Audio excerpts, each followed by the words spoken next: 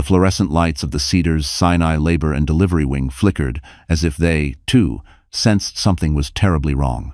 Rowan Hale clutched the icy rail of the hospital bed, sweat collecting along her hairline, her breath sharp and uneven as another contraction tore through her. Her pulse raced. The beeping monitor beside her felt like a countdown to something she couldn't name. She wasn't supposed to be alone on the biggest night of her life. She wasn't supposed to feel this scared. But life rarely cared about supposed to. A nurse rushed past, pushing open the swinging door as Rowan struggled to sit upright. Pain shot down her spine, her vision blurred. The smell of antiseptic mixed with the faint hint of someone's cologne drifting in from the hallway, clean, crisp, expensive. For one foolish second she thought it might be him. The only man she had ever felt safe with. The only man whose touch had quieted the storm inside her. But Damien Lockridge didn't know she was here. Damien Lockridge didn't even know she was pregnant. She blinked hard, steadying herself. A contraction rolled again, hard enough to make her gasp. "Breathe, Rowan. Keep breathing," the nurse instructed gently. But before she could answer, before she could even inhale, the door cracked open. Heavy boots stepped across the tile. Her heart stopped. Carter Briggs, her ex-husband.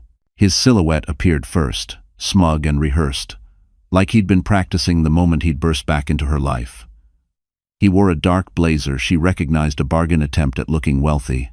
His eyes swept the room, then landed on her belly, round and tight under the hospital gown. A twisted grin curled along his lips. "Well," he said, voice low, possessive. "Looks like I made it just in time." Rowan's stomach dropped. No, not now. Anyone but him. Not tonight. "You shouldn't be here," she whispered, clutching the blanket as another contraction gripped her hips. "You need to leave." Carter ignored that, stepping closer, pulling something from his pocket, a folded paper, a custody claim, already prepared, already signed by him. "I'm the father, Rowan. Whether you like it or not." Her breath caught. "You're not," but she never finished the sentence, because at that exact moment, another wave of pain seized her body, fiercer than any before.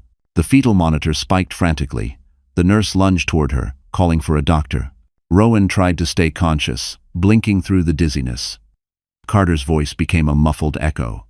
Everything blurred: white walls, bright lights, the cold metal of the IV stand. And then, a shadow fell across the doorway. The same crisp cologne drifted through the air. Rowan's eyes widened in disbelief as the figure stepped inside, his expression sharp, breathless, and filled with shock. Damien Lockridge, the billionaire father of her unborn twins. And he had heard everything. What he says next will change all three of their lives forever.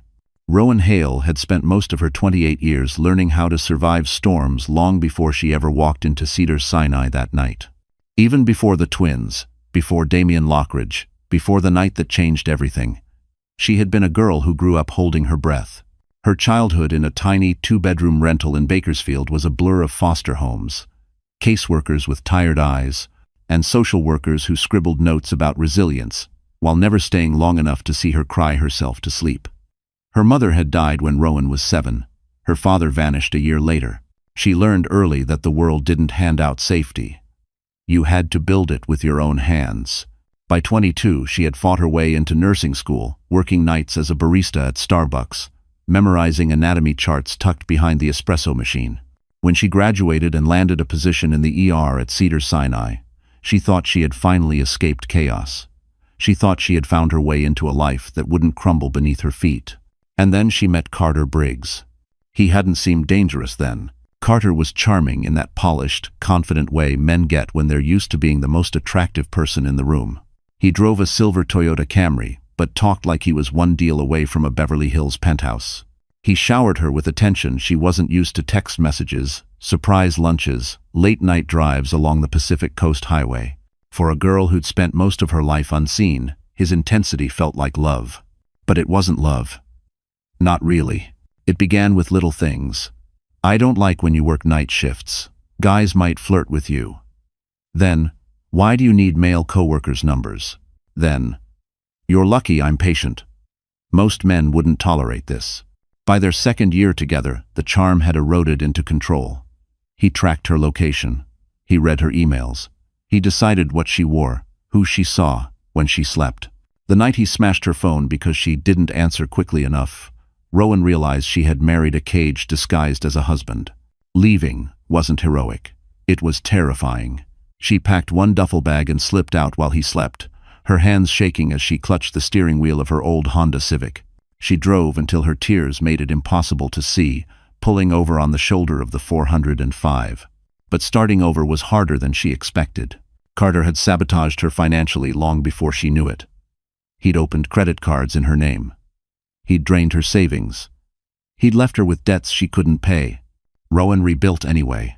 She worked extra shifts, slept on a friend's couch, saved every dollar. And when she finally got her own studio in West LA, with peeling paint and a window overlooking an alleyway, she felt freer than she had in years. She promised herself she'd never fall for anyone again. Then Damien Lockridge appeared literally on a gurney, bleeding from a motorcycle accident near Sunset Boulevard. And Rowan had been his admitting nurse. He was nothing like Carter. He listened. He watched her with a quiet sincerity that disarmed her. He remembered details she didn't expect him to. When he returned weeks later to thank her personally, wearing a simple black sweater and jeans instead of the designer suits the tabloids showed him in, Rowan's chest tightened in a way that frightened her. His world was everything. Hers wasn't private jets, boardrooms, Park Avenue penthouses. She told herself to stay away. But one night, she didn't. Rowan swallowed hard at the memory. Lying in that hospital bed, contractions slicing through her. Everything she was, everything she'd escaped, and everything she'd ruined, had led her to this moment. And now Carter and Damien had walked into the same room. Her past and her future now stood face to face. And one of them was about to say something that would destroy the fragile life she'd tried to build. For a long, breathless second, the room felt suspended in time, like the walls, the lights, even the machines had stopped just to witness what came next. Rowan blinked through the haze of pain, but Damien Lockridge remained exactly where he stood in the doorway, filling the space with a presence that made Carter visibly stiffen. Damien wasn't wearing one of his tailored suits tonight. Instead, he wore a dark charcoal sweater, sleeves pushed to his elbows, and simple slate jeans, an outfit that should have made him blend into the hallway but somehow made him stand out even more. His hair was slightly tousled, as if he'd been running. His chest heaved, his dark eyes, usually calm and calculating, widened the moment they landed on Rowan. "Rowan?" His voice cracked, sharp with concern. She opened her mouth, but a contraction crushed her words. She clutched the side rail, her knuckles white, a low groan tearing from her throat. The nurse stepped in front of Damien, motioning him inside. "We need space, sir. She's in active labor." Damien didn't move at first.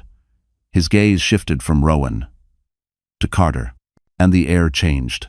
Carter puffed his chest, standing like he owned the room. "You're interrupting a family moment," he said, sliding the custody papers halfway out of his pocket like they were some kind of trophy. "I'm her husband. And the father."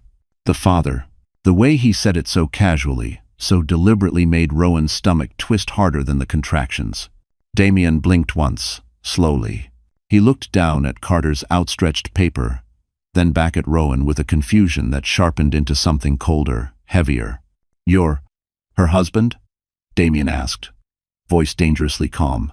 "Ex-husband," Rowan whispered hoarsely, teeth clenched from the pain. "He shouldn't be here," Carter scoffed, stepping closer to Damien like a challenger stepping into a ring. "She still legally belongs with me, and those babies don't." Rowan forced the word out through a wave of agony. "Don't say it." But Carter wasn't finished. He lifted his chin, savoring each syllable. "Are mine." The nurse's head snapped toward him, reading the fetal monitor that had begun flashing yellow. Rowan's heart rate spiked. One of the twins' heart tones dipped. Damien saw it too. He stepped forward so quickly Carter had to lean back to avoid being bumped. Damien's voice dropped an octave, low and thunderous. "That's not your place to say." Carter tilted his head, smirking. "You know her. Why are you even here?" Damien didn't answer right away. His jaw locked. His eyes flickered to Rowan, who was gripping the sheets like she was trying to hold herself to the earth. "I got a call," Damien said finally, his voice thick. "From this hospital, something about an emergency contact." Rowan froze. She hadn't updated her forms since the night she treated Damien. The night she hadn't been thinking clearly. The night she'd typed his number into the emergency contact line because she didn't have anyone else. Carter's smirk faded. "What?" he snapped. But Damien wasn't looking at him anymore. He was staring at Rowan like the world had just tilted off its axis. "You never told me you were pregnant." The words hung in the room, heavy and electric, cutting straight through the fluorescent glare and the sharp scent of antiseptic. Rowan felt like she was collapsing inward, her throat tightening not because of the pain, but because of the truth she had been running from for months. I didn't know how to," she whispered. Damien took another step toward her bedside. Carter blocked him. "Nah, man. Take a hint. You're not part of this. I'm the one who's been here. I'm the one who's stepping up." But Damien didn't flinch. His voice turned quiet. Too quiet. "Stepping up?" he repeated. "Then why is she terrified of you?" Carter's smile vanished completely. And in that moment, as the fetal monitor shrieked a sudden alarming note, Rowan felt her vision blur again, this time not from pain, but from fear that all of this was spiraling beyond control. Because Damien Lockridge was about to say something that would rip Carter's lie wide open. The tension in the room thickened until even the air felt unbreathable. The beeping machines echoed Rowan's spiraling heartbeat, the rhythm jagged and uneven. The nurse hovered near the monitor, lips pressed tight, eyes darting between the dips in the twins' heart tones, and the two men standing toe-to-toe like they were seconds from tearing the hospital apart. Damien didn't raise his voice, but he didn't need to. His tone carried the weight of boardrooms, settlements, acquisitions, the quiet authority of a man used to being obeyed. He took one measured step closer. "Move," Damien said to Carter. But Carter held his ground. "She's my wife. Ex-wife."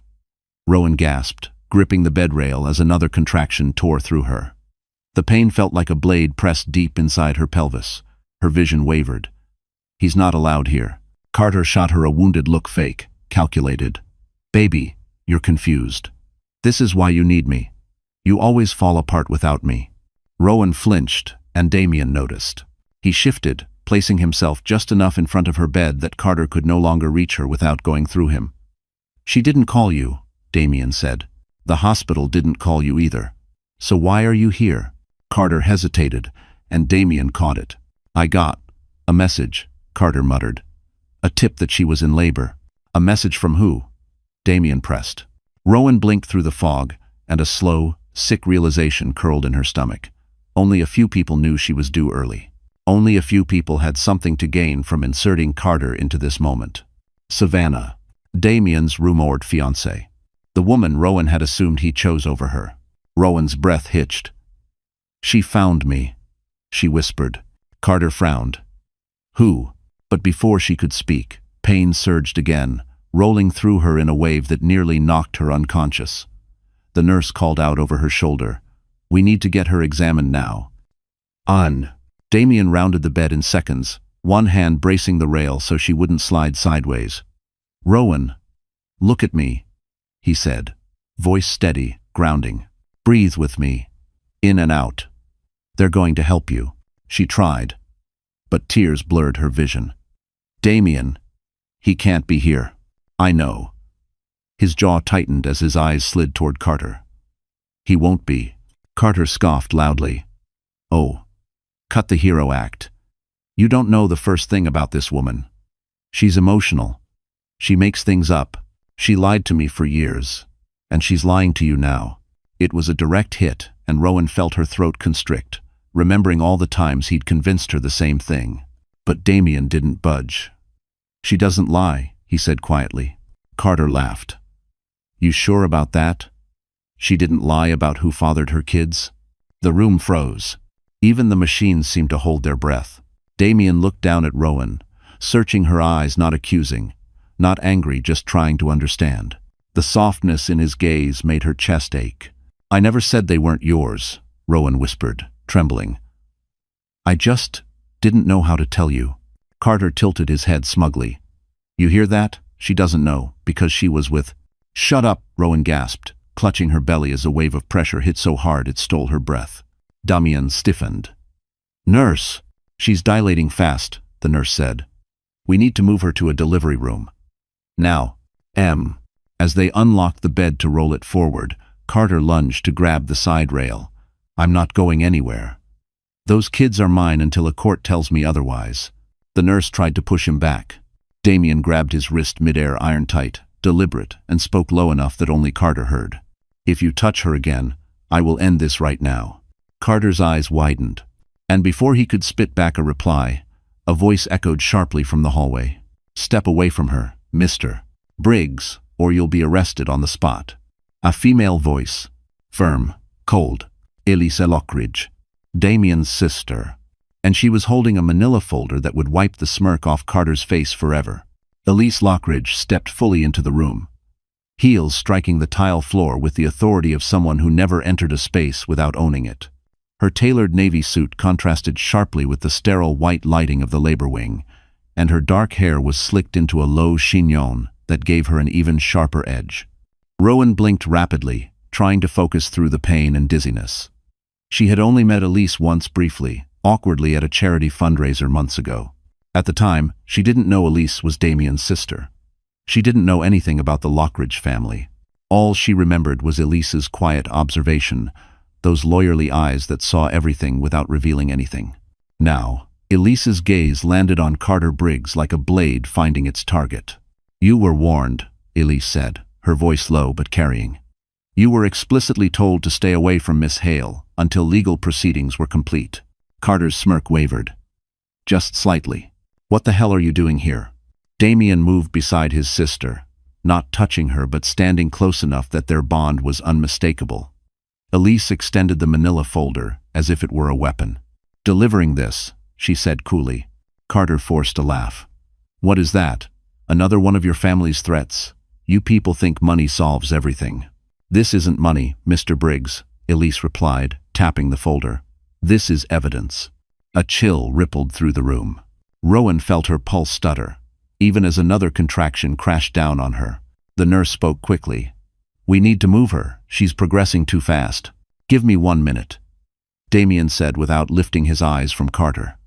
His voice was steady, but the tendons in his neck were drawn tight. Then you'll move her.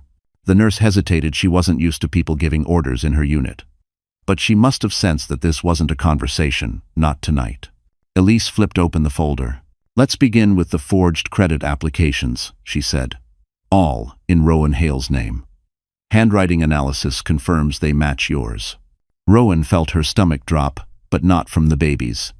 From recognition, the letters, the collection notices, the mysterious debt that had gutted her credit score and cost her an apartment.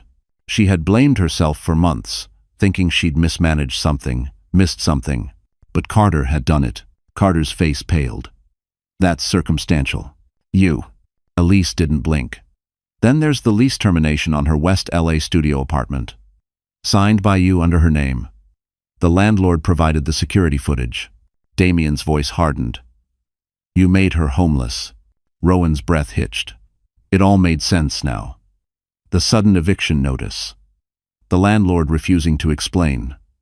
Her belongings packed into a hallway without warning. She thought she'd simply fallen behind on a payment she didn't remember missing. It had been him the whole time. Carter tried to regain ground. You can't prove intent. Oh, we can, Elise said smoothly. She pulled the final document from the folder, a USB drive sealed in an evidence bag. This is a recording you might remember. Carter's expression flickered. Damien stepped forward, his jaw locked. What recording? Elise held the bag at eye level. Security footage from the parking garage behind Rowan's workplace. 4 months ago. Shows Mr. Briggs confronting Miss Hale and threatening to take everything she has if she didn't return to him. The room seemed to exhale. Carter lunged for the bag. Give me that. Damien blocked him instantly, grabbing his forearm with a practiced force that made Carter gasp. Don't touch her. Don't touch anything that belongs to her, Damien said. Not again. Elise stepped even closer, her eyes brutal now. Your emergency hearing is scheduled for tomorrow morning, Mr. Briggs. With this evidence, the judge won't just deny custody, you'll be lucky to avoid charges. Rowan's breathing hitched in panic, not because she feared for Carter, but because the room began spinning again. Damien, she gasped, hand clutching his. I can't. The fetal monitor blared. The nurse shouted, We're losing pressure. We need to get her to delivery now. Damien turned instantly, gripping Rowan's shaking hand. But as they rushed to wheel the bed forward, Elise stiffened, staring down at her phone, as a message flashed across the screen. Her face drained of color. She looked up at Damien, voice trembling for the first time all night. It's Savannah. She's here. And she's headed straight for Rowan. The wheels of Rowan's hospital bed screeched softly against the polished floor as the nurse and a tech rushed her toward the delivery suite. The bright hallway lights streaked across her vision in dizzying flashes. Her breaths came in shallow, ragged bursts. Every contraction felt like a steel fist gripping her spine and twisting hard. Damien ran beside her, keeping pace with the bed, his hand locked around hers. Elise followed close behind, her heels clicking sharply with every step. Rowan felt as if the entire world had narrowed to the sound of her own pulse thundering inside her skull. "Rowan, stay with me," Damien said, his voice low and steady. "Just breathe. We're almost there." She tried, but a wave of pain crashed through her abdomen, forcing her to curl on her side. "It's too soon," Rowan managed. "The twins, Damien, they're too early." "They'll be okay," Damien said, squeezing her hand harder. "They're fighters, just like you." Before she could answer, a sharp echo cut through the hallway. Heels. Fast, purposeful, angry. Every head turned. Savannah Reed appeared at the end of the corridor, dressed in an ivory coat that skimmed the polished floor, her sleek ponytail swinging like a warning. Her makeup was flawless, untouched by the harsh fluorescent lighting, a walking contrast to Rowan's sweat-soaked gown and trembling limbs. But her expression, it wasn't flawless. It was lethal. "Damien," Savannah called, a smooth, practiced voice that carried far too easily in the sterile hallway. "I need to speak with you." Damien didn't even look at her. "Not now." Savannah's jaw tightened. She stalked forward, each step snapping like a threat. "You don't get to ignore me. Not tonight." Elise stepped directly into Savannah's path, blocking her. "This is a restricted area." Savannah laughed, cold and amused. "Please, do you think I care?" She tried to push past, but Elise didn't budge. "Turn around, Savannah. You're not part of this." "Oh, but I am," Savannah hissed. "I'm the only one thinking clearly." "Damien, you're being manipulated. Can't you see it?" Damien finally stopped running beside the gurney, his shoulders stiff. He turned slowly toward Savannah, eyes dark as obsidian. "Savannah," he said quietly. "Walk away." Savannah lifted a manicured hand, pointing directly at Rowan on the gurney, as if she were some intruder. "She is lying to you." Rowan felt her stomach twist, not from pain this time, but from fear that Savannah knew something she wasn't supposed to. Carter, who had been following behind Elise, seized the moment. "She's right. Damien, I've known Rowan a hell of a lot longer than you. She lies, she manipulates, she—" "Stop talking," Damien snapped. But Savannah wasn't done. "She didn't tell you she was pregnant," Savannah continued, stepping closer. "She didn't tell you the babies might be someone else's. She didn't tell you she's in debt, or that she's been hiding things from your family." Elise's eyes narrowed. "How do you know she's in debt?" Savannah froze. Damien turned his full attention toward her, expression sharp and calculating. "Savannah," he said slowly. "What did you do?" Savannah swallowed hard. "I protected you." Elise's voice sharpened. "By sending Rowan's ex-husband here, by telling him she was in labor."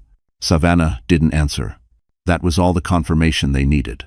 Damien's stare was ice. "Get out." "I was trying to help you," Savannah yelled, her mask cracking. "You don't know who she really is." A sudden scream tore from Rowan's throat as another contraction ripped through her, this one so strong her vision exploded into stars. The nurse checked quickly. "She's fully dilated. These babies are coming now." Savannah stepped forward again. "Damien, listen to me." But Damien spun, putting himself between Rowan and Savannah like a shield. "If you come one step closer, you'll need security to walk again." Savannah's lips parted in shock. And then, a deep alarm blared across the hall. The fetal heart monitor. One of the twins' rhythms dropped sharply. The nurse shouted, "We're losing baby B." Everything erupted at once. Doctors running, orders shouted, lights blinding. And Rowan, gripping Damien's arm, whispered the words that turned his face white. "Something's wrong. I can't feel him." The delivery suite burst into motion the moment the alarm shrieked. Doctors swarmed around Rowan's bed, their movements sharp and urgent. The fluorescent lights seemed harsher now, slicing the room into fragments of white and shadow. Rowan's fingers clamped around Damien's wrist like a lifeline, her nails digging in as she gasped for air. "Please," she choked out, voice cracking. "I can't feel baby B moving. Something's wrong." Her words trembled with a fear that carved straight through Damien's chest. He had faced hostile takeovers, international negotiations, and life-altering decisions. But none of those compared to the terror of watching Rowan lose color as the fetal monitor dipped again. A doctor leaned over her, voice urgent. "Baby B's heart rate is unstable. We need to evaluate for cord compression or placental abruption." Rowan's breath hitched. Is he dying?" "We're doing everything we can," the doctor reassured, but his clipped tone betrayed the stakes. Damien stepped forward. "What do you need? Tell me what to do." "Stay out of the way," one doctor replied. "Let us work." But Damien didn't move far. He stayed where she could see him, where she could reach him, where she wouldn't feel alone. Behind them, Savannah watched with a mixture of dread and denial. Whatever cracks had formed in her polished exterior now fractured completely. She turned to Elise. "This wasn't supposed to happen," Savannah whispered. I didn't mean..." "Save it," Elise snapped. "You played with lives tonight." Savannah's eyes darted toward Rowan. "I thought she was using him. I thought she was after his money." "You thought wrong," Elise hissed, "and you might have just cost a baby his life." Savannah's face drained, and she stumbled back until her shoulder hit the wall. Carter didn't move at all. His jaw was rigid, eyes locked on Rowan, but not with concern. With calculation. A man weighing outcomes. "If baby B doesn't make it," Carter muttered under his breath, "custody gets easier." Damien heard it. He turned. Slowly. Dangerously. "What did you just say?" Carter shrugged, trying to appear unaffected. "I'm just saying..." Elise stepped between them before Damien launched across the room. Not here, but it was too late. Damien's expression had already transformed into something primal. A doctor's voice cut through the escalating fury. "We're prepping for an emergency C-section if the numbers don't stabilize." Rowan's panic spiked. "Damien?" she whispered, reaching for him. He was at her side instantly, taking her hand in both of his. "I'm here. I'm right here. Look at me." Her eyes glistened with tears. "I don't want to lose him." "You won't." His voice trembled despite his best effort. "You won't lose either of them. I won't let that happen." But even as he said it, the monitor dipped again, longer this time. Rowan's breath hitched. "Tell them to save him. Promise me." "I promise," Damien whispered, pressing his forehead to hers. "I promise." A contraction surged, violent enough to arch her back. The doctor checked her again and swore under his breath. "She's progressing too fast. We may not make it to surgery." "Meaning what?" Damien demanded. "Meaning she might have to deliver both babies naturally under distress," the doctor replied, "and baby B may not tolerate it." Rowan sobbed, shaking. Damien squeezed her hand. "You're stronger than you think. You've survived worse than this." Her lips trembled. "Not this. Not my babies." Another doctor entered, holding a portable ultrasound. "We need to check baby B's oxygen flow."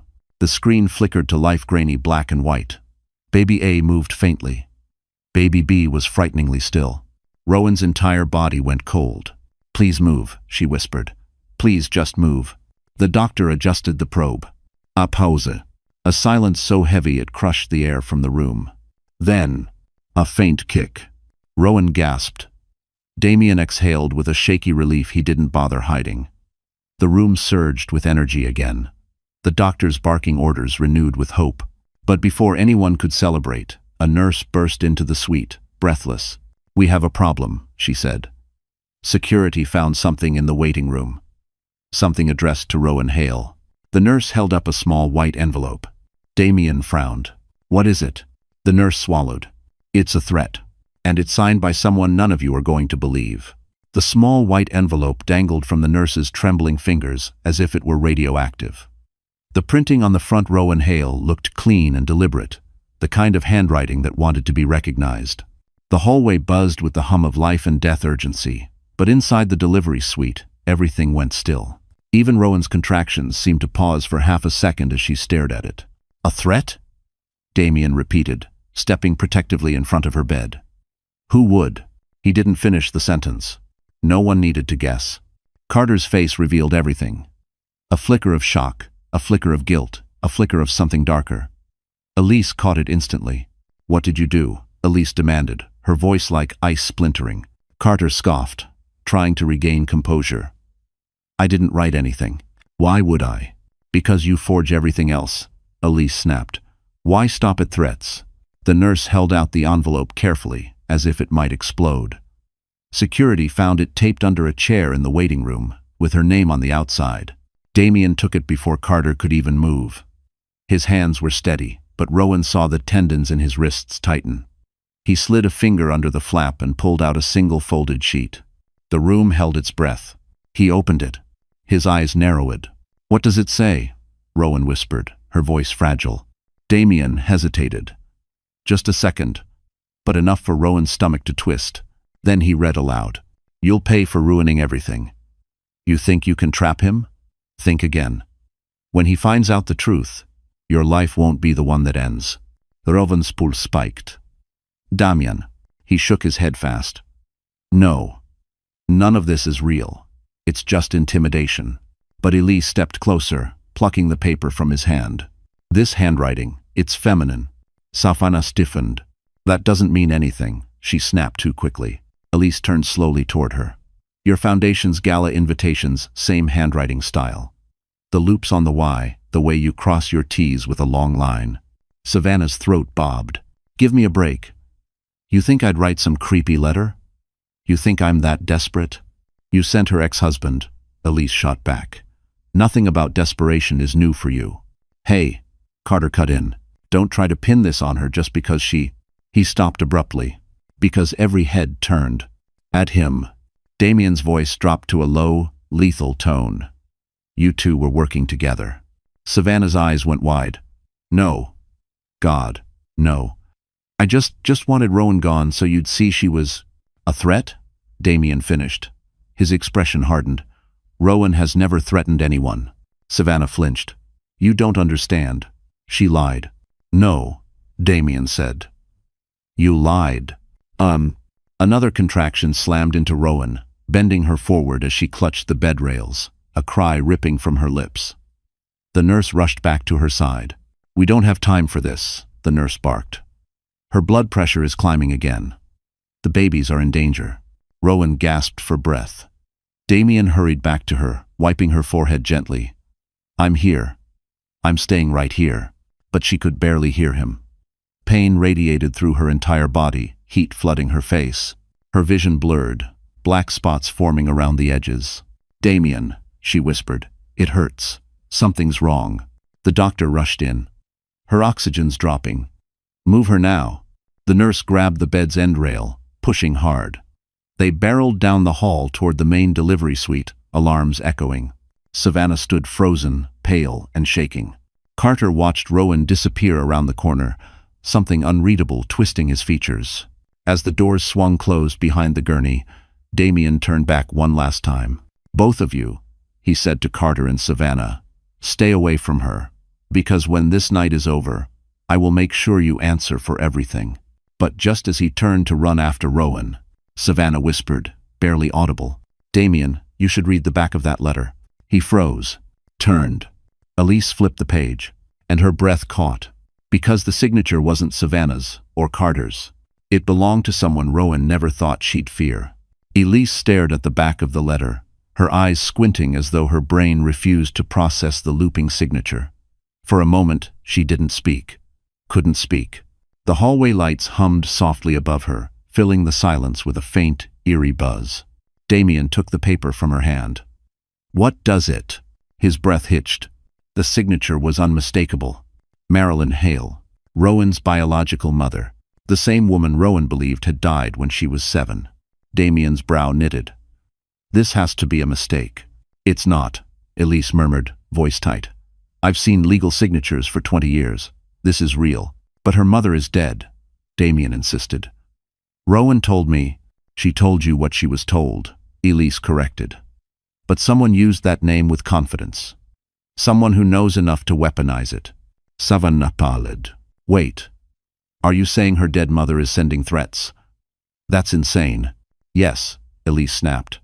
Which means one of you is lying, or someone else is playing a sick game. Damien's jaw clenched. Who knew Rowan's maiden name? Who knew enough about her past to plant something like this? Savannah and Carter exchanged a look, one quick, tight, telling. Damien stepped closer to them. What do you know? Carter lifted his chin in defiance. Nothing. Savannah rubbed her arms, gaze darting away. I don't, Damien. I don't know anything, okay? I only knew what Carter told me about her, that she had a messed up childhood and no family. Elise's eyes narrowed. How would Carter know anything detailed about her childhood? Foster records don't get handed out with parking tickets. Carter's jaw twitched. We were married. That doesn't give you access to sealed state files, Elise interrupted. Unless someone handed them to you. Savannah's face blanched. Oh God. What? Damien barked. Savannah's voice trembled. Carter got a package a few weeks ago. I didn't open it, I swear. But he was acting weird for days. He said it was leverage. Elise swore under her breath. He had her childhood records? Who would have sent those? Damien turned back to the signature. Marilyn Hale, Rowan's mother. Someone was using that name to terrorize a woman already in labor, already fighting for her baby's lives. Someone was playing the deepest wound of her past against her, and Damien's blood ran cold. Because if Rowan saw this letter, if she believed for even 1 second that her mother was alive and haunting her life, it could break her. He shoved the letter into Elise's hands. Seal it in an evidence bag. Keep it away from Rowan. We need to investigate this, Elise said urgently. But before Damien could respond, the overhead speakers crackled. Code Blue. Labor and Delivery Suite 2. Code Blue. It was Rowan's room. Damien's heart stopped. He sprinted down the hall, ripping past nurses and pushing through the glass doors. The room exploded into frantic motion. Doctors gathered around Rowan, machines blaring, her face pale and drenched in sweat. Her blood pressures crashing. One nurse yelled. Baby B is non-reactive again, another shouted. Damien pushed forward. Rowan, I'm here. Her eyes flickered open for half a second. Just long enough to find him. Damien, she whispered, barely audible. Please, don't let me die. His chest cracked with fear. You're not dying. You hear me? You're not. The doctor barked. We need to move now.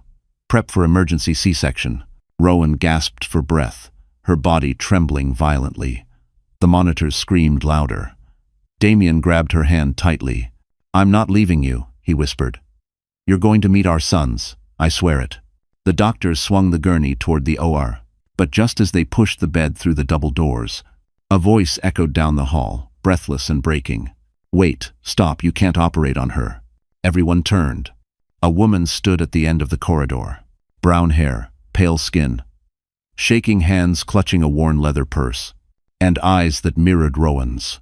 I'm her mother, the woman whispered. Marilyn Hale. And she's not supposed to survive surgery. The hallway froze. Nurses halted mid-stride. The OR doors hung open like a mouth waiting to swallow Rowan whole. Damien's chest seized as he turned toward the trembling woman at the far end of the corridor.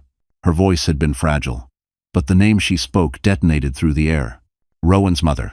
Marilyn Hale. Alive. Elise was the first to react, stepping forward with the cold precision of a courtroom predator. Identify yourself. Now. The woman swallowed hard. My name is Marilyn Hale. I'm Rowan's mother. 1. That's impossible, Damien said sharply. Rowan believes you died when she was a child. Marilyn's voice cracked.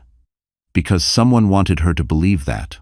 Before she could say more, Rowan moaned from the gurney, her body tightening with another brutal contraction. The fetal monitor screamed again. A doctor shouted, We don't have time. She's crashing, we need to move. But Marilyn pushed forward, desperation spilling from every movement. You can't operate on her.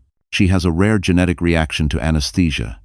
She could go into cardiac arrest on the table. The room spiraled into chaos. A nurse paled. We need to verify that. There's no time, the surgeon barked. Her pressure's dropping by the second. Damien moved fast, placing himself between Marilyn and the medical staff. If what she's saying is true, Elise cut in. We don't know who she is. She could be lying. Marilyn ripped open her worn purse and pulled out a thin folder old medical records, brittle with age. These are her pediatric charts. They show the reaction. And the note from the specialist warning that anesthesia is high risk for her. The attending physician snatched the papers, flipping through them with frantic eyes. If this is real, a C-section could kill her. Rowan whimpered in agony, her hand searching blindly until Damien grasped it. Damien, she breathed, voice paper thin. Don't let them cut me. His heart ripped open. I won't. I promise. Carter suddenly shoved forward, face red with panic. She's lying. She's trying to stall so Rowan can manipulate Damien. Elise blocked him instantly. Shut your mouth, Carter. But Carter's eyes darted wildly between Marilyn and Rowan. That's not her mother. Her mother is dead. I saw the certificate. You saw what someone wanted you to see, Marilyn snapped. I had to disappear to protect her. You don't know anything about what she lived through. Enough, Damien thundered. We need a decision now. The doctor looked from the monitor to Rowan's ghost-white skin. If we can't cut, we have one option. Deliver both babies naturally fast. But baby B is in distress, the nurse argued. He may not tolerate the pressure. We don't have a choice, the doctor said. If we cut her open, we might lose the mother. Rowan sobbed, trembling violently. I'm scared. Damien leaned over her, brushing her damp hair back. You're not alone. I'm right here. I'm not letting anything happen to you or our sons. Her eyes flickered open at the word, our. It gave her enough strength to hold on. The doctor barked orders. We need another team in here. Prep for an assisted natural delivery. As they rushed her into the suite, Marilyn reached for Rowan, but a guard stepped in front of her. Ma'am, you can't enter. No. I need to be with her, she pleaded. She doesn't even know I'm alive. Elise stepped closer, studying her. If you're telling the truth, why now? Why tonight? Marilyn's eyes filled with tears. Because the person who forced me to disappear, the person who stole Rowan's childhood. She looked past Elise, straight at Carter. Is standing right there. Carter's face drained of color. Damien stiffened. What did you just say? Marilyn's voice shook. He wasn't just her husband. He was part of the reason I had to vanish. Carter took one step back. And Rowan, half-conscious, whispered Damien's name, right before the monitor flatlined for baby B. We're losing him again. The sound of the fetal monitor collapsing into a single long note ripped through the delivery suite like a blade. Doctors rushed in all directions. A nurse slammed the emergency button. Another moved to reposition Rowan on her side, shouting for oxygen. Rowan's lips trembled. Damien. Her voice was barely a thread. I can't feel him. Damien leaned close, gripping her hand with both of his. Stay with me, Rowan. Look at me. Keep your eyes open. But her eyelids fluttered. Her face was too pale. Her breaths came too slow. Marilyn stood outside the suite, hands pressed to the glass window, tears streaking down her lined cheeks. Please, please don't let her die, she whispered to no one and everyone. Elise tugged at Damien's arm. She needs to know the truth about him. She deserves to know before this gets worse. Damien's jaw tightened. Not now. Especially now, Elise shot back. Before that monster twists it. That monster Carter stood several feet behind them, his expression a fractured blend of fear and fury. He looked like a man watching his empire crumble, brick by brick, but refusing to admit the foundation had always been rotten. I didn't do anything, he muttered to himself, voice shaking. I didn't do anything wrong. She ruined everything. Elise spun toward him. You're responsible for far more than Rowan ever knew. Carter's face twisted. You think you know anything about us? I know enough, Elise snapped. Enough to know you were involved long before you ever married her. Damien froze. Elise. His voice turned razor, sharp. What are you talking about? But Elise wasn't letting go now, not when Rowan's life hung between worlds. She grabbed the folder she carried earlier, the one loaded with documents, evidence, whispers of crimes that had finally crawled into the light. She slapped the folder against Damien's chest. "Read the final page." Damien flipped through, confusion morphing into dawning horror. These are intake forms, foster care files, medical notes. Why do we have Rowan's childhood records? Because this isn't about the letter, Elise said. It's about the reason her mother disappeared. Oh, Carter lunged. "Shut up." Damien shoved him back with one hand, eyes burning. "Talk." Elise exhaled shakily. Years ago, when Rowan was a child, her mother reported a man for stalking them.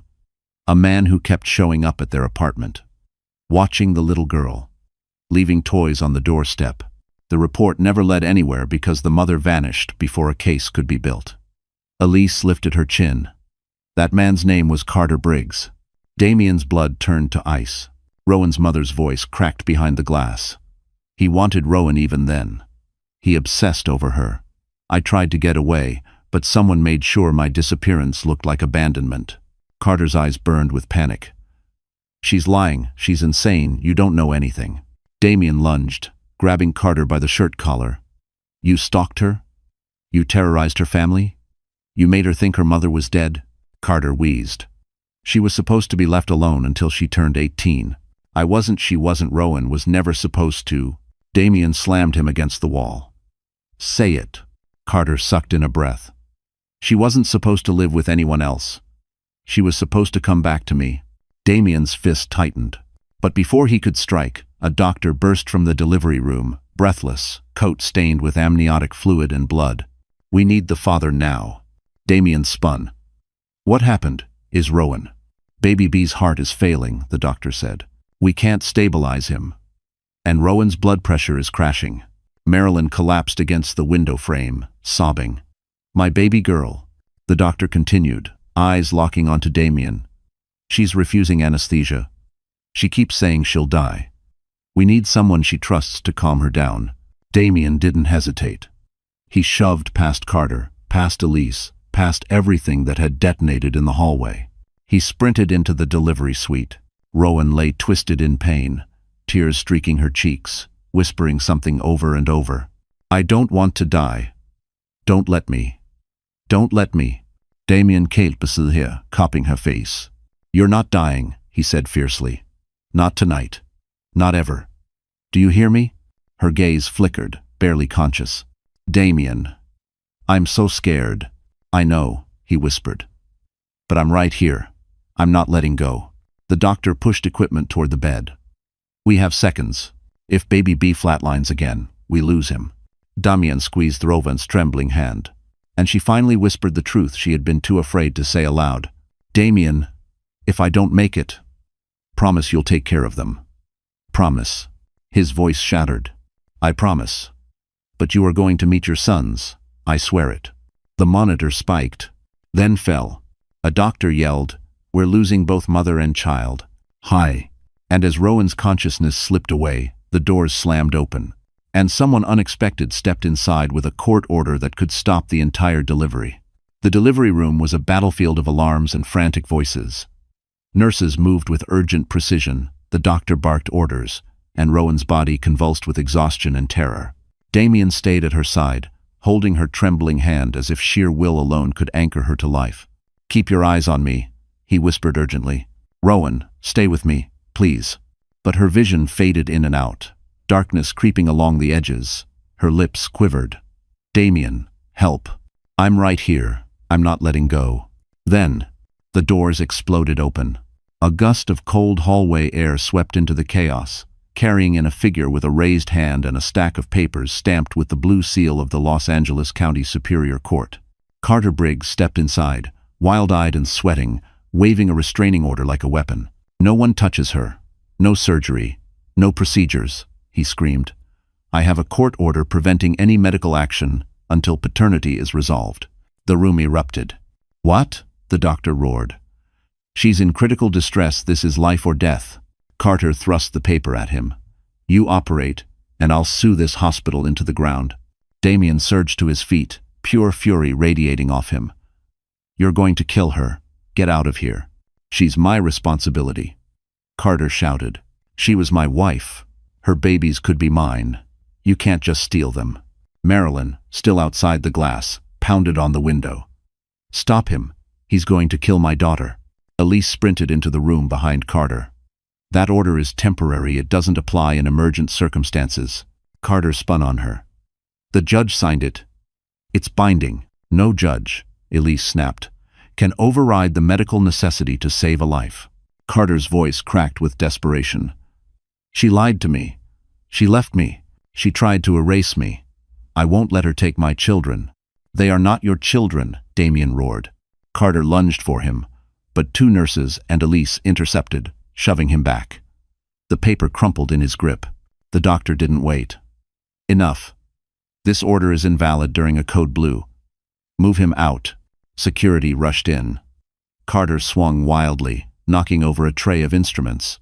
"Don't touch her," he shrieked. "She belongs to me, she always has." 1.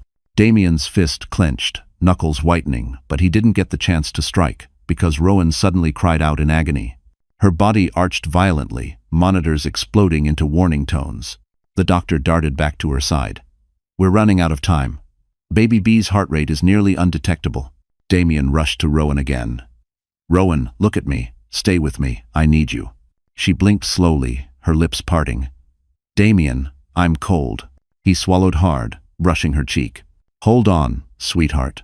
I'm right here. I'm not leaving." The doctor's voice boomed, urgent. "We deliver now. No anesthesia. No delay." A nurse took position. Another supported Rowan's legs. The doctor guided her through the next contraction. "Rowan," he said firmly, "I need you to push. Now." She sobbed. I can't."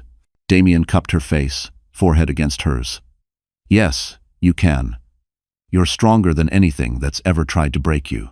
The contraction hit like a tidal wave. Rowan pushed, screaming through clenched teeth, the sound tearing from the deepest part of her. And then, a faint cry. "Baby A." A nurse lifted the tiny boy, pressing him briefly to Rowan's chest before whisking him to the warmer. But the doctor didn't pause. "Keep pushing," he commanded. "Baby B's heart rate is almost gone." Rowan trembled, her body racked with exhaustion. Damien held her as she drew a shaking breath. "One more, Rowan," he whispered fiercely. "One more. For him." She pushed, collapsed, then pushed again, with a guttural cry that shook the room. The doctor leaned in, eyes widening. "I've got him." But before he could complete the sentence, a sudden violent shudder went through Rowan's body. The monitor flatlined, and Damien screamed her name as the room erupted into chaos. "Code Blue Mother is unresponsive." For a moment, the world stopped moving. The screaming monitors, the shouting nurses, the flurry of hands, everything blurred into a muffled echo as Damien stared at the flat line pulsing across Rowan's monitor. His heartbeat surged so violently he felt it in his throat, in his ears, in every trembling inch of him. "Rowan, Rowan, stay with me," he shouted, grabbing her limp hand. Her fingers, those warm, gentle fingers that once traced the scars on his wrist during a quiet moment in the ER, were now icy. A doctor barked, "Start compressions."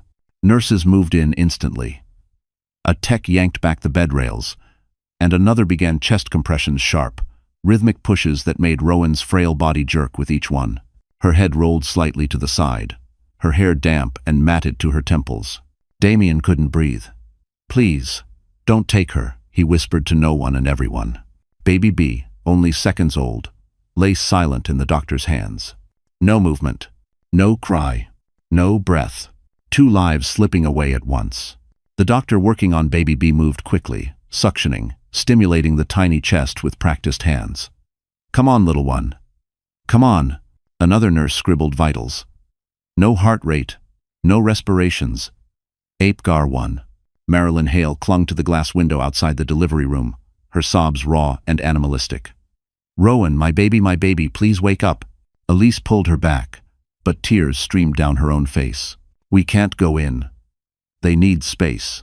Inside, Damien pressed his forehead to Rowan's limp hand, whispering against her skin. "You promised me you'd meet them. You promised me you'd fight." "I'm not letting you leave me, Rowan, I just found you." Flashbacks burned across his mind. Her warm laugh at the fundraiser, her gentle hands wrapping a bandage around his arm, her small smile the night they shared whispered truths in his penthouse kitchen overlooking Beverly Hills. her voice trembling when she told him she didn't deserve someone like him. He should have told her then. Should have fought harder. Should have never let her walk away. Charge to 200, a doctor ordered. A defibrillator paddles were pressed against her chest. Clear. Her body jolted violently. The line remained flat. Damien's vision blurred. He grabbed the doctor's coat. Do it again. Do it again. Sir, do it again. The doctor hesitated, then nodded. Charge to 200. Clear. Ma. Another jolt. Rowan's head snapped back, her arms twitching. Still flott. Damien's knees nearly buckled. The world felt like it was caving in. He whispered through clenched teeth, voice breaking like shattered glass. Rowan, please, don't leave our sons without you. Don't leave me. As if answering him, Baby A suddenly wailed from the warmer, loud, strong, startling half the room. The sound punched through the chaos like a spark of life. But Baby B remained silent. And Rowan, motionless. Then, as the compressions continued, a faint blip, so small it looked like a glitch. The nurse froze. Wait, hold compressions. Everyone stared at the monitor. A beat. Then another. Sinus rhythm returning, the nurse cried. Damien exhaled a broken sob, pressing his forehead to Rowan's hand again. That's it.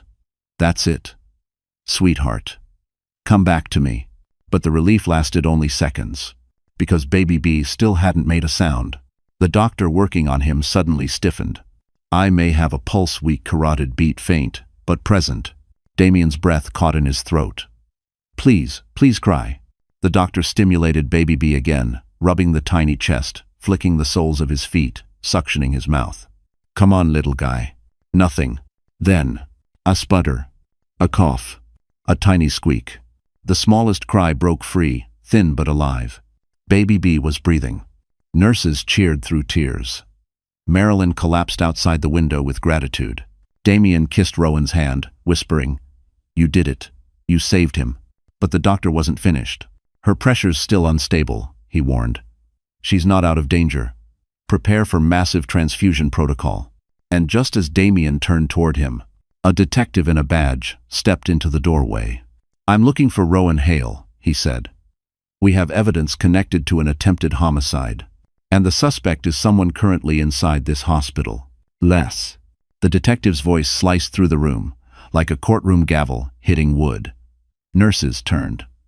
The doctor froze with bloodied gloves. Damien's heart kicked hard against his ribs as he stepped between the detective and Rowan's fragile body. She's fighting for her life, Damien said. If you're here for questions, you can wait. The detective, broad-shouldered, late 40s, eyes sharp as polished steel, lifted a hand. I'm not here to question. I'm here to protect. And to detain a suspect. Hall. Elise stepped forward, her lawyer's instincts snapping into place. Detective. Identify yourself.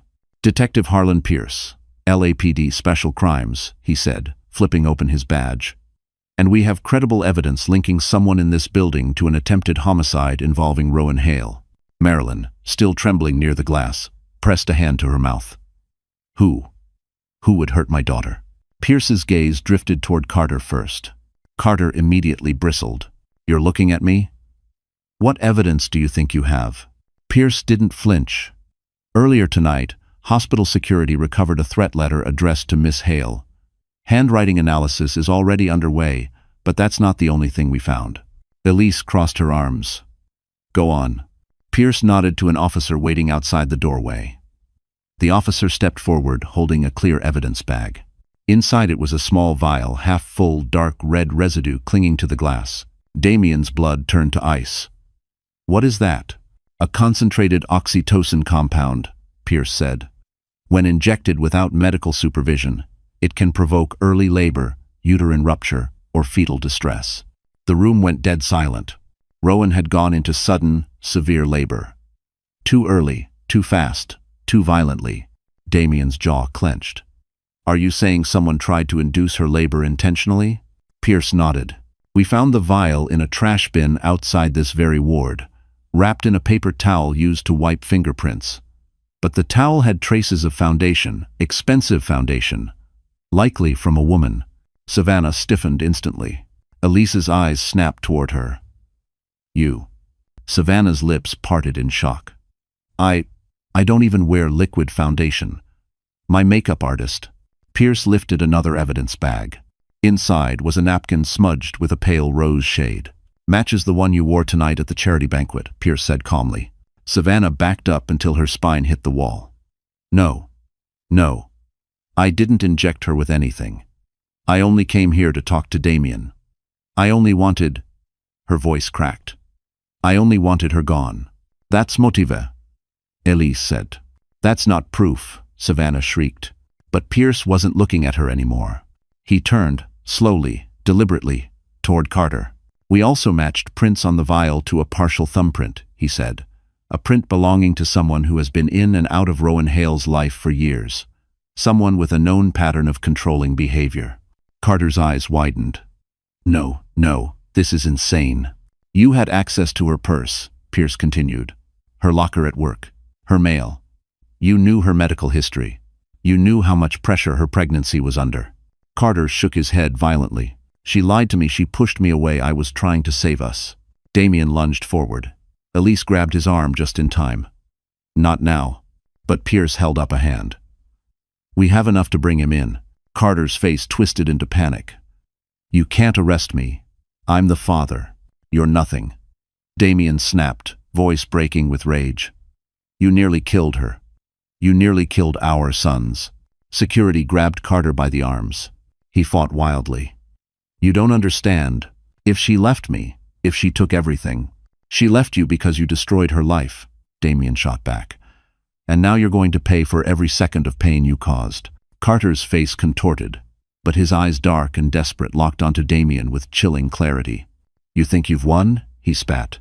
You think she'll live long enough to thank you? Damien went still. The doctor turned sharply. What are you talking about? Carter's lips curled into a trembling, poisonous smile. You're too late. Elise's breath caught. What did you do?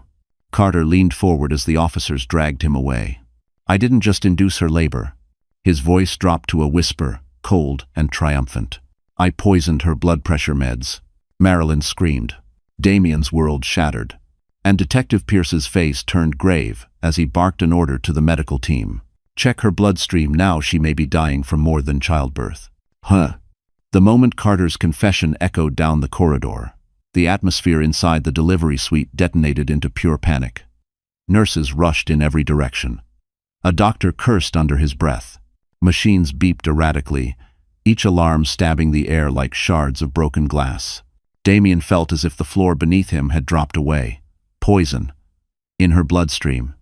In Rowan's bloodstream. No, he whispered, stepping closer to her bed. No. Rowan, please wake up. But Rowan didn't respond. Her face was ghostly pale, lips trembling, breath shallow and fading. Her fragile body twitched under the medical team's frantic movements. Draw labs immediately, the lead physician shouted. Get a full toxicology panel. Now. Move. A nurse inserted a fresh line into Rowan's arm. Her hands trembling so hard she needed another nurse to steady her. Blood filled the vial dark, almost sluggish. Damien felt sick. Elise grabbed Detective Pierce by the arm. If he poisoned her, we need to know what he used. We need the compound identified now. Pierce nodded. We're pressing him in holding. But without specifics, the hospital has to treat her blind.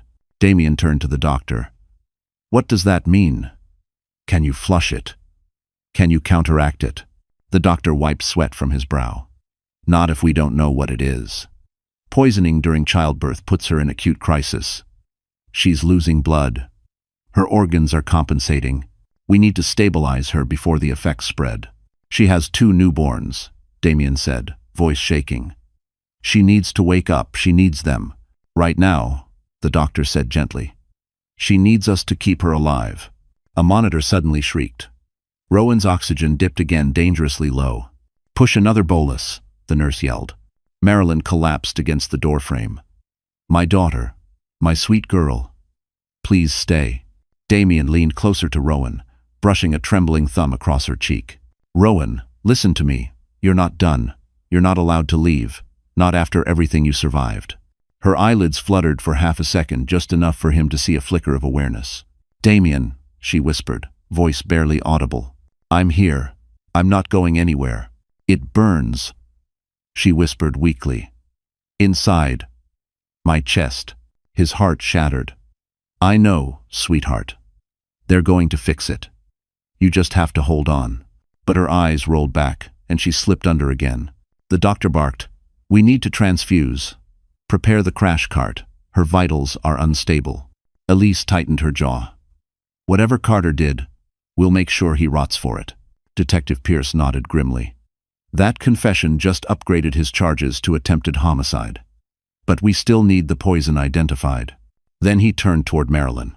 Ma'am, you knew Rowan's medical history better than anyone. Has she ever reacted badly to medication? Anything unusual? Marilyn wiped her tears. She has, but that was when she was a child. What medication? Pierce pressed. I don't remember the name, but it made her collapse. Seizures. They had to pump her stomach. It was so long ago. The doctor snapped his fingers. Check the pediatric file for her allergies. Elise dove into the old folder Marilyn brought. She flipped rapidly through brittle pages until, Here, she cried. Rowan had a severe reaction to a specific class of antihypertensives.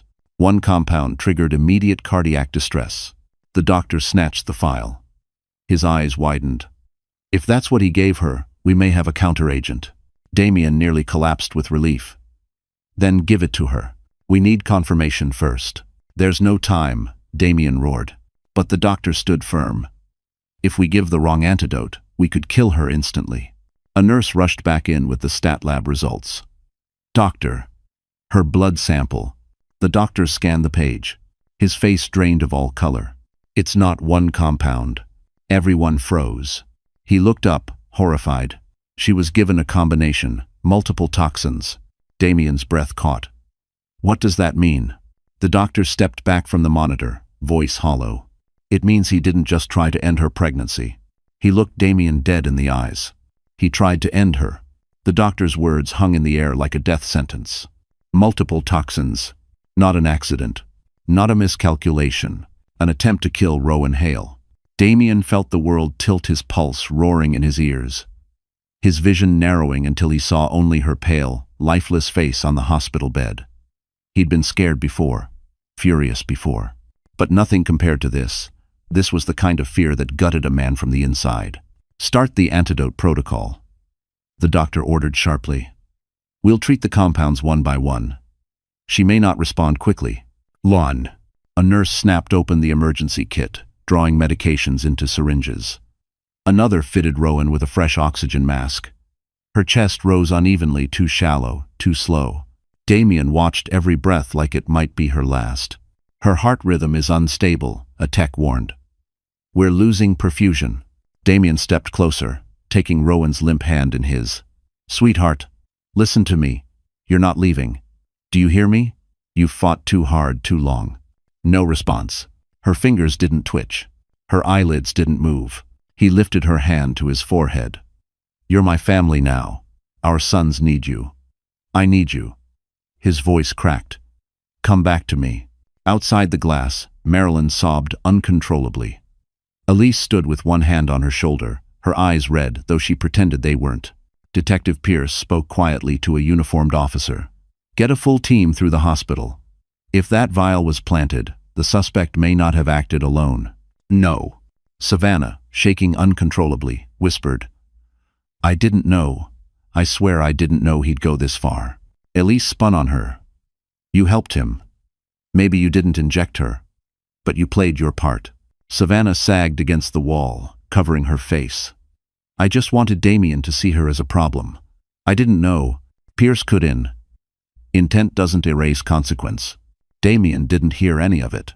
He was focused on Rowan's faint pulse, the tiny flicker beneath her skin, the slight movement of her chest. The doctor administered the first antidote. One toxin neutralized, the nurse said. 2 more left. Rowan's heart monitor flickered, then slowed again. Come on, the doctor murmured. Fight. But her body didn't fight. Her blood pressure dropped another 5 points. Damien's voice broke. Rowan. Rowan. I know you can hear me. You survived your childhood. You survived him. Don't stop now. Her chest barely rose. The doctor injected the second antidote. Rowan didn't move. A cold dread seeped into Damien's spine. He pressed his forehead against her temple. I need you. I need you more than I've ever needed anything. The monitor beeped weakly. The doctor pulled back. Her body is overwhelmed. If she doesn't respond to the last antidote, we may lose her. Damien's knees nearly buckled. Give it to her. The doctor hesitated. This antidote is aggressive.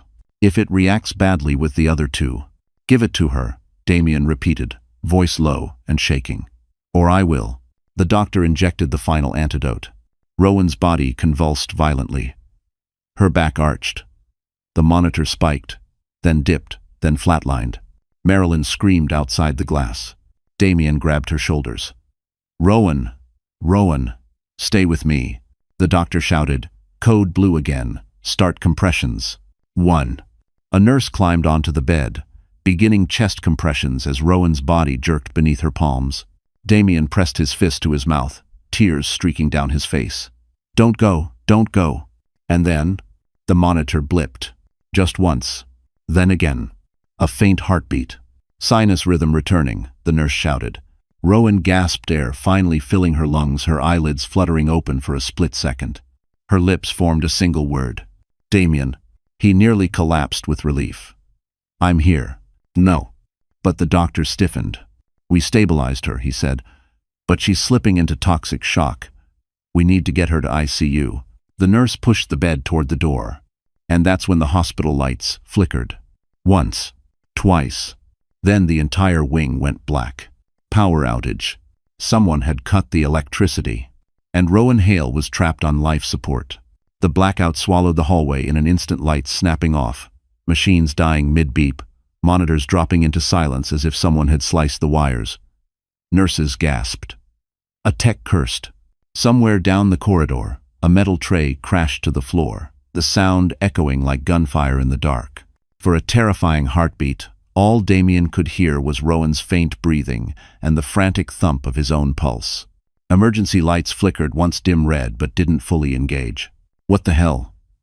The doctor muttered. A nurse shouted, Generators aren't turning on.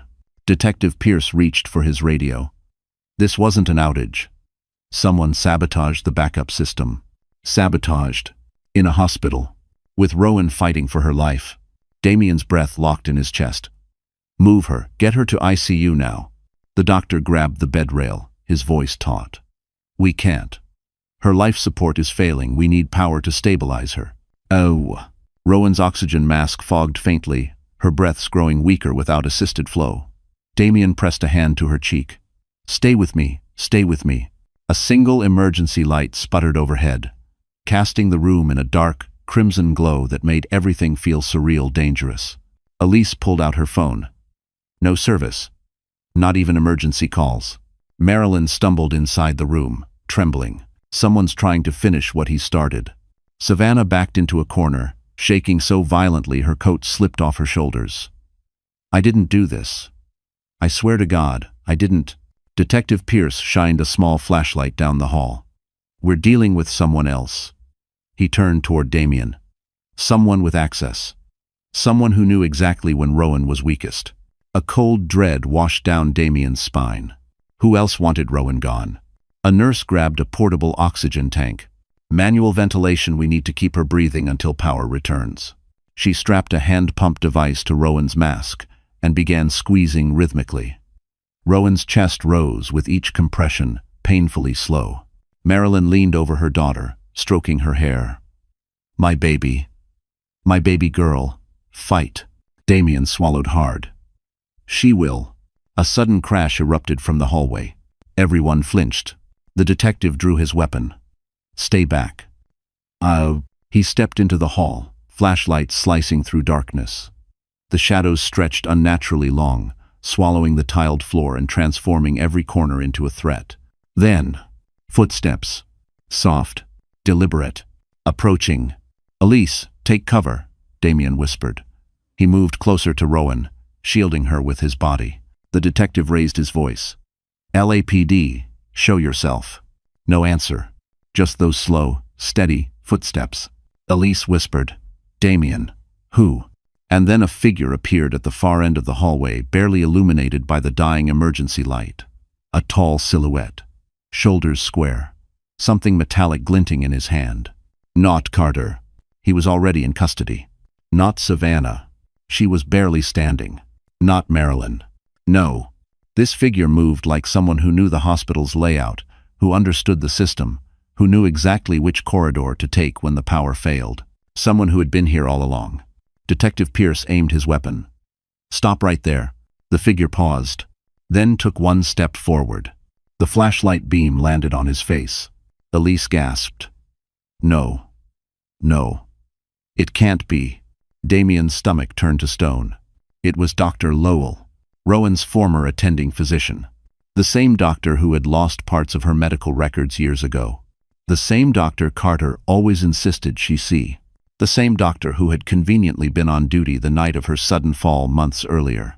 "Hello, Rowan," Dr. Lowell said quietly, though she could barely hear him. "You should have died years ago." He raised the metallic object, and Damien lunged forward, just as the doctor stepped closer, holding a syringe filled with a clear, lethal solution. Dr. Lowell's shadow stretched long across the red emergency glow, his white coat looking ghostly in the dim hallway. The syringe in his hand caught the faint light clear liquid, deadly, precise. A poison meant to finish what Carter had already begun. Damien stepped in front of Rowan's bed without hesitation, chest heaving, fists clenched so tight his knuckles whitened. "You're not touching her." The doctor tilted his head, calm, too calm. "You don't understand, Mr. Lockridge. Rowan Hale should never have survived childhood. The complications she was born with, the trauma, the instability it should have taken her early. Nature had decided for her." Damien's voice tore out of him. "Nature didn't decide anything. You did." Lowell's expression twitched. "I gave her mother a chance. I told Marilyn the truth. Rowan's prognosis was poor. But that woman refused to accept it. She fled." His voice hardened. "She stole the child from proper intervention." Marilyn's breath hitched. "You told me she was dying. You told me she'd never grow, never think clearly, never live past adolescence.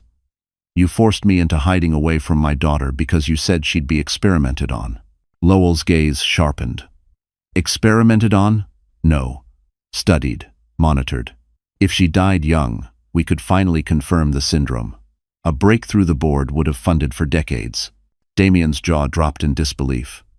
"You wanted to use her?" "She was a medical marvel," Lowell said, lifting the syringe slightly. "An anomaly I needed to understand. A case that would have made my entire career." "And Carter," Elise demanded, stepping forward despite Pierce's warning. "Where does he fit in your madness?" Lowell shrugged. "Carter was a useful asset. I told him the girl needed monitoring, someone close, someone who wouldn't hesitate to restrain her emotionally.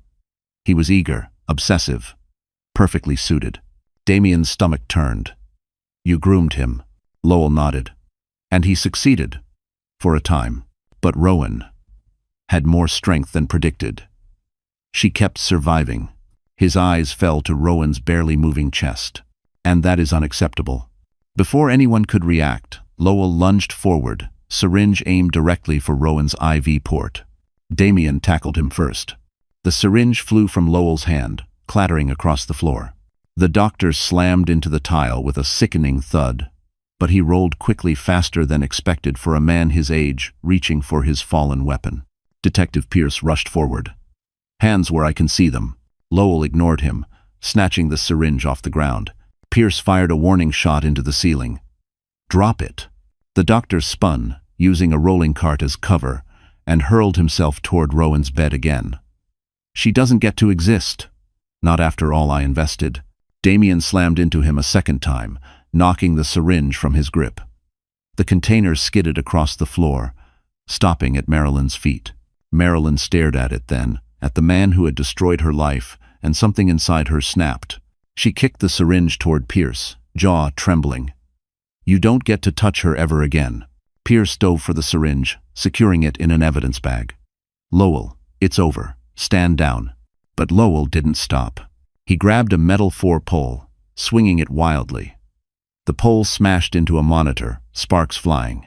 Nurses screamed and scrambled back. Damien ducked the next swing, grabbing the pole mid-arc and ripping it from Lowell's hands. "You're finished." Lowell snarled like an animal. "She belongs in the ground." Pierce tackled him then, slamming him face first into the tile, cuffing him as Lowell thrashed and spat. "You don't understand," the doctor shrieked. "She's not meant to live." Damien turned back to Rowan, breath shaking. "Yes, she is. She always was." Elise grabbed the portable pump from the stunned nurse. "We need to keep ventilating her. Go." They rushed the bed toward the emergency stairwell, the only path not blocked by the blackout. Marilyn stumbled behind them, crying softly. "Hold on, Rowan. We're getting you to ICU. Just hold on." But halfway down the stairwell, the single emergency light flickered again, then died. Total darkness. And from somewhere below, a cold voice echoed upward. "You should have left her in that room." Someone else was waiting in the dark. The stairwell swallowed every sound except their breathing, the ragged gasps of nurses, Marilyn's trembling sobs, Elise's urgent whispering as she tried to keep Rowan's portable oxygen pumping in the dark. The metal rails were cold beneath Damien's hand as he steadied the hospital bed being pushed step by step down the emergency staircase. "Keep going," he whispered, leaning close to Rowan's ear. "I'm right here. You're staying with me." Her eyelids fluttered, but she didn't respond. Detective Pierce descended first, flashlight sweeping across the pitch-black steps. Its thin beam carved only tiny pieces of vision out of absolute darkness. Then the voice returned, floating upward like a poison. "You really think you can save her?" Everyone froze. Elise gripped the railing. "Who's there?" The detective pointed his flashlight downward, but the beam met nothing. Just concrete steps disappearing into blackness. Damien stepped in front of the bed, shielding Rowan. "Show yourself." A laugh echoed slow, honeyed, familiar. Savannah stiffened. No, that's not." But the voice spoke again, and this time everybody recognized it. The voice belonged to Carter Briggs. "But that's impossible," Elise whispered. "He's in custody." Detective Pierce hissed, "Keep moving." "That wasn't him. Someone is mimicking him." A shuffling sound echoed from below. Feet dragging, breathing growing louder. Someone climbing toward them slowly, intentionally, like a hunter savoring the chase. Marilyn clutched Damien's arm. "Please, don't let anyone near her." Damien kissed Rowan's forehead. "Never." Pierce pointed the flashlight downward again, and finally the beam caught movement. A figure stepped into view. Not Carter. Not Lowell. A woman. Her blonde hair fell over her shoulders, wild and tangled. Her eyes wide, red-rimmed, glittered in the light like shattered glass. Savannah gasped. "Mom?" It wasn't Savannah talking. It was Savannah's mother, Claire Reed, a woman who had been absent from the story until this very moment. A woman whose face Savannah had sworn never to see again. Claire gripped the railing with one hand and a scalpel with the other. "Hello, darling," she crooned.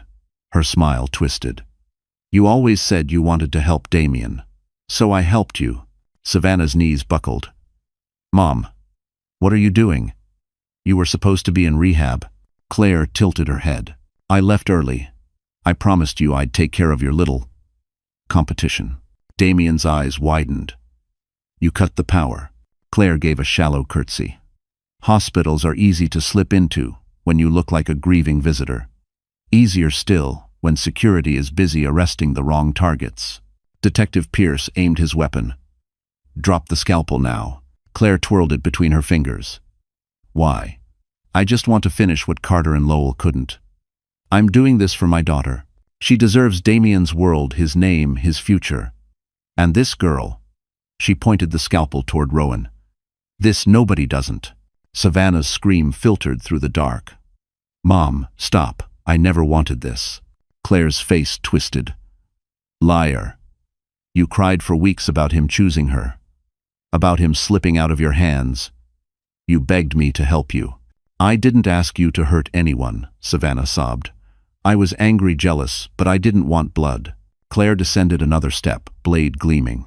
"Well, too late, sweetheart," Pierce shouted. "Hands up." Claire moved too fast. She lunged. Straight for Rowan. Damien reacted without thinking. He turned, throwing his entire body over Rowan's, taking the hit meant for her. But Elise was faster. She swung the oxygen tank sideways, slamming it into Claire's wrist with a sickening crack. Claire screamed, the scalpel clattering down the stairs. Detective Pierce lunged, tackling Claire to the ground and wrestling her into cuffs as she shrieked and thrashed. Savannah collapsed to her knees, sobbing. "Mom, what have you done?" Damien checked Rowan, touching her face, her pulse, her breathing. "You're okay, I've got you." The emergency lights flickered once, then returned faint but steady. But the relief lasted only seconds. A nurse screamed, "Damien, the babies." He turned sharply. The portable incubator monitors for the twins flashed red. Their vitals were crashing. Both boys are going into respiratory failure. The emergency lights flickered weakly as the twin monitors blared red, their alarms slicing through the stairwell like knives. Nurses rushed forward with the portable incubators, their faces pale with fear. "Both babies are crashing," one shouted. "Respiratory failure, oxygen saturation dropping fast." Damien spun, panic clenching his chest like a vice. "No, please, no, my boys." Rowan, barely conscious, stirred at the sound. Her lashes trembled. "The babies." Damien leaned over her quickly. "They're here, sweetheart. They're alive. We just need to get them help." The medical team moved as a unit, maneuvering the bed and incubators toward the landing. Detective Pierce held Claire Reed pinned down against the concrete, officers cuffing her wrists tightly. Savannah sobbed uncontrollably, curled against the wall as if trying to disappear. Elise ran ahead, her voice cutting through the frantic noise. "This stairwell leads straight to the neonatal elevator. Go, go, go." The team surged forward. Marilyn pressed a kiss to Rowan's forehead. "Hold on, my darling girl. Your sons need you." Damien brushed Rowan's cheek gently. "Stay awake. Stay with me." She fought to keep her eyes open, but her voice was faint. "Please, save them." Damien's heart ached with a fierce, protective love. "We will. All three of you." The moment they reached the neonatal elevator, a generator roared to life somewhere deep in the building. Lights flickered on, dim but working. Monitors blinked back in. Power restored. A nurse cried with relief. "Go! NICU is online." They burst into the NICU unit, a room glowing with soft blue lights, humming machines, warm incubators. Doctors immediately swarmed the babies, transferring them into the advanced ventilators. "Baby A shallow breathing," one doctor reported. "Baby B weak pulse but responding. Oxygen starting to climb. Prepare surfactant, move." Damien stood frozen at the window, watching the tiny bodies so small, so fragile fight for every breath. His eyes burned. He pressed both palms to the glass. "Come on, sons, you're fighters, just like your mother." Behind him, a nurse pushed Rowan's bed inside. Her head rolled toward the incubators. Her voice was barely a whisper. Are they okay?" Damien rushed to her side, kneeling. "They're being helped, sweetheart. They're fighting." She blinked weakly. "Good. Good." Her fingers curled toward his. "Damien, you saved us." "No," he said, stroking her hand. "You saved them. You saved yourself. You fought through everything they tried to do to you." Her lips quivered. "I'm so tired." "I know," he whispered. "Rest. You're safe now." Marilyn stood behind them, tears streaming silently. "My girl, I'm so proud of you." Within hours, the antidote stabilized Rowan's organs. Her blood pressure rose slow but steady. The toxic shock receded. Doctors declared her out of immediate danger. Pierce entered the unit with calm authority. "Lowell and Claire are in custody. Carter is being transferred to a federal holding facility. All three will face charges." Damien's shoulders sagged with relief. The nightmare was over. Days later, Rowan awoke fully clear-eyed, breathing on her own. Damien sat beside her, holding a warm cup of hospital coffee. Elise was by the window, reviewing legal documents. Marilyn knitted a tiny hat for each newborn. How are the boys?" Rowan whispered. Damien smiled softly. "Strong. Loud. Perfect. Just like their mother." Her eyes filled with tears. "Can I see them?" He lifted her gently from the bed and wheeled her toward the incubators. Two tiny faces, pink, fragile, but alive, blinked up at her. Rowan covered her mouth, sobbing. My babies. Damien's voice trembled. Our babies. She turned to him. Damien, why did you stay? He took her hand. I'm not leaving, he said softly. Not now, not ever. Rowan Hale. Will you marry me? Her breath caught.